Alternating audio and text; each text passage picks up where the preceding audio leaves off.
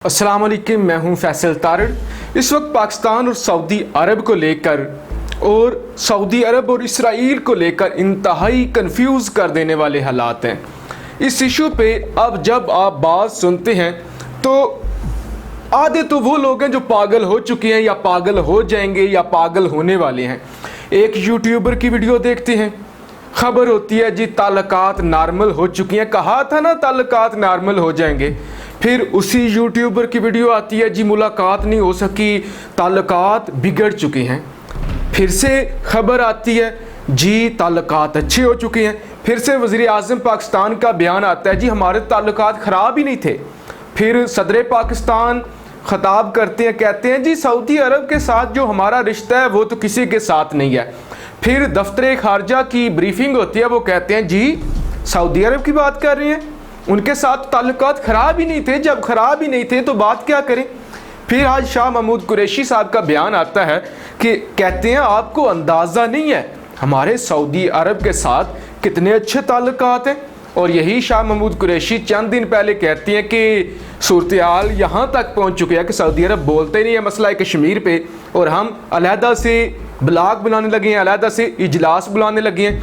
लिहाजा हुकूमत की, वज़ीर आज़म की, सदर की, वज़ीर खारजा की, दफ्तर खारजा की अगर आप बयानात सुने तो आपको लगता है कि हालात नॉर्मल हैं। लेकिन जब आप इंटरनेशनल मीडिया की सुने, आप आलमी मीडिया की सुने कि दुनिया क्या कह रही है, सऊदी अरब खुद क्या कह रहा है, तो तब हकीकत आपके सामने आती है। ये तो वही वाली सूरत हाल है। छोटा सा एक लतीफ़ा मैं आपको सुनाता हूँ। छोटा सा होता ये है कि एक गरीब बंदा होता है, वो बेचारा किसी शहज़ादी से शादी करना चाहता है। उसका दिल आ जाता है एक शहज़ादी पे, बादशाह की बेटी होती है। अच्छा जी, वो दोस्तों से कहता है कि मैं इस शहज़ादी से शादी करके रहूँगा। एक साल गुजरता है, दोस्त पूछते हैं कि बताओ यार तुम्हारी शादी हुई कि नहीं हुई, क्या डेवलपमेंट है, कहाँ तक बात पहुँची। वो कहता है कि 50% काम हो गया है, 50% काम रहता है। दोस्त खुश होते हैं, वाह जी वाह, बड़ी हिम्मत है कि 50% काम हो गया एक साल में। वो पूछते हैं बताओ कौन सा काम हुआ है 50%। वो कहता है कि मैं मान चुका हूँ, वो नहीं मानी। तो ये सूरत हाल है कि हम माने हुए हैं, वो नहीं माने हुए। सदर पाकिस्तान कह रहे हैं जी ताल्लुकात अच्छे हैं, वज़ीर आज़म दुनिया न्यूज़ पे इंटरव्यू देते हैं, कहते हैं जी ताल्लुकात अच्छे हैं। आज ताज़ा शाह महमूद कुरैशी का बयान आया है जियो न्यूज़ का, एक डॉन न्यूज़ पे खबर लगी हुई है, स्क्रीनशॉट आपके सामने रखता हूँ। एक जियो न्यूज़ की है, जियो न्यूज़ की इंग्लिश में है, जिसमें लिखा गया है कि आपको अंदाज़ा नहीं है कि हमारे कितने गहरे ताल्लुकात हैं सऊदी अरब के साथ। और इसमें शक भी नहीं, सऊदी अरब के साथ गहरे ताल्लुकात हैं, लेकिन आले सऊद के साथ नहीं है। अब जी मैं आपको बताता हूँ दुनिया क्या कहती है। टाइम ऑफ इंडिया की पहली खबर, इस जितनी भी खबरें आपके सामने रखूंगा इसमें एक लफ्ज़ आएगा स्नब। स्नब का मतलब होता है नज़रअंदाज करना या झिड़क देना। टाइम ऑफ इंडिया की खबर है कि सऊदी अरब ने पाकिस्तान की आर्मी चीफ को नज़रअंदाज किया है, झिड़क दिया है, धोखा दिया है, जिसके बाद शाह महमूद कुरैशी चीन पहुंच गए हैं। यानी ये उसका नतीजा है कि पाकिस्तान ने कर्ज भी वापस करना है, पाकिस्तान ने चीन के साथ बात भी करनी है मसला कश्मीर पे, और चीन को कहना भी है कि इस्लामी ममालिक का एक नया ब्लॉक बनाया जाए। अल जज़ीरा की दूसरी बड़ी खबर, ये जितने भी अखबारात हैं बड़े अखबारात हैं, अल जज़ीरा कहता है कि ट्रंप को ये उम्मीद है कि सऊदी अरब इसराइल को तस्लीम कर लेगा और सऊदी अरब और इसराइल के ताल्लुकात मामूल पर आ जाएंगे जल्दी के साथ। फर्स्ट पोस्ट, एक बड़ा अखबार फर्स्ट पोस्ट की ये खबर है कि पाकिस्तान इनकार कर रहा है, पाकिस्तान इनकार कर रहा है, शाह महमूद कुरैशी चीन पहुंच गए हैं। यानी पाकिस्तान सऊदी अरब के साथ जो ताल्लुकात ख़राब हैं उस पे इनकार कर रहा है, जबकि उसी की वजह से शाह महमूद कुरैशी सऊदी अरब पहुंच गए हैं। बाजवा साहब को नज़रअंदाज किया गया है, यहाँ भी लफ्ज़ स्नब आया है।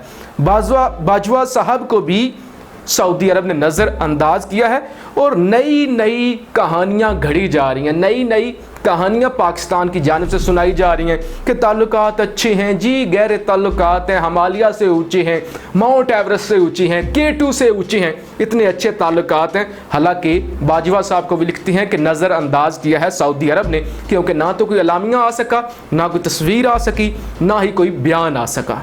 अब जी पाकिस्तानी एक्सप्रेस ट्रिब्यून की खबर है। एक्सप्रेस ट्रिब्यून लिखता है कि क्या ये वक्त है कि जब पाकिस्तान और सऊदी अरब को रास्ते जुदा कर लेने चाहिए, क्योंकि ताल्लुकात इस नहज पे पहुंच चुके हैं कि सऊदी अरब और पाकिस्तान को रास्ते जुदा कर लेने चाहिए। क्या ऐसी नौबत आ चुकी है? इसके अलावा सबसे जो अहम खबर है वो इस अखबार की है। मिडल ईस्ट मॉनिटर लिख रहा है कि सऊदी अरब ने पाकिस्तान की जो कोशिशें थी ताल्लुकात अच्छे करने की सऊदी अरब के साथ, सऊदी अरब ने पाकिस्तान की जो कोशिशें थी कि दोनों मुमालिक के ताल्लुकात अच्छे हो सकें, उसको स्नब कर दिया है, नज़रअंदाज कर दिया है, उसको नज़रअंदाज कर दिया है। पाकिस्तान की जो कोशिशें थी उसे रद्दी की टोकरी में फेंक दिया है और पाकिस्तान की बात नहीं मानी।